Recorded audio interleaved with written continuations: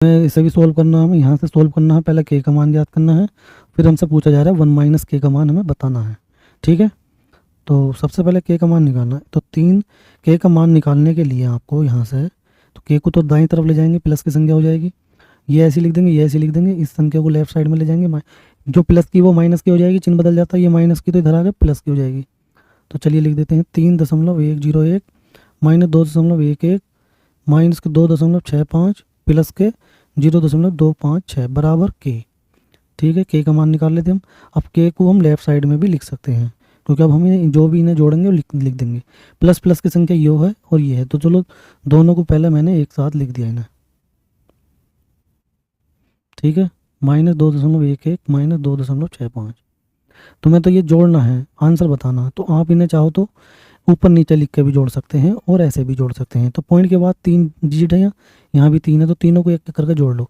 1 और 6 7, 0 और 5 5, 1 और 2 3 पॉइंट, 0 और 3 3 माइनस पॉइंट के बाद 2 डिजिट इसमें 2 इसमें, तो 1 और 5 6, 1 और 6 7 और 2 और 2 4। अब हमने यहाँ पर देखा कि ये वाली संख्या और ये संख्या, यानी ये वाली संख्या बड़ी है माइनस वाली, तो जो इसका आंसर बचेगा यानी के का जो मान आएगा वो माइनस का आएगा। तो 4.76 में से 3.357 को माइनस कर देंगे।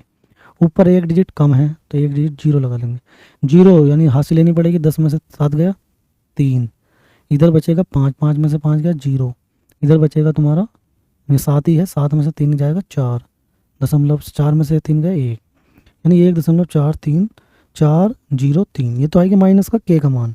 हमसे पूछा है 1 माइनस के की वैल्यू, 1 माइनस के, तो 1 माइनस के का मान क्या, माइनस का 1.403। तो ये तो माइनस माइनस प्लस हो जाएगा जैसे ही ब्रैकेट ओपन करेंगे।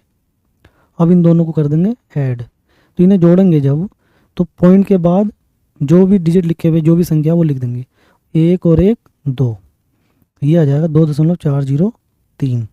देखते हैं कौन सा ऑप्शन है, 2.403। तो ऑप्शन नंबर जो बी है इसका राइट आंसर है। ठीक है दोस्तों, तो ये क्वेश्चन भी कंप्लीट हो गया यहाँ पर। अब इसके बाद देखेंगे इससे अगला क्वेश्चन।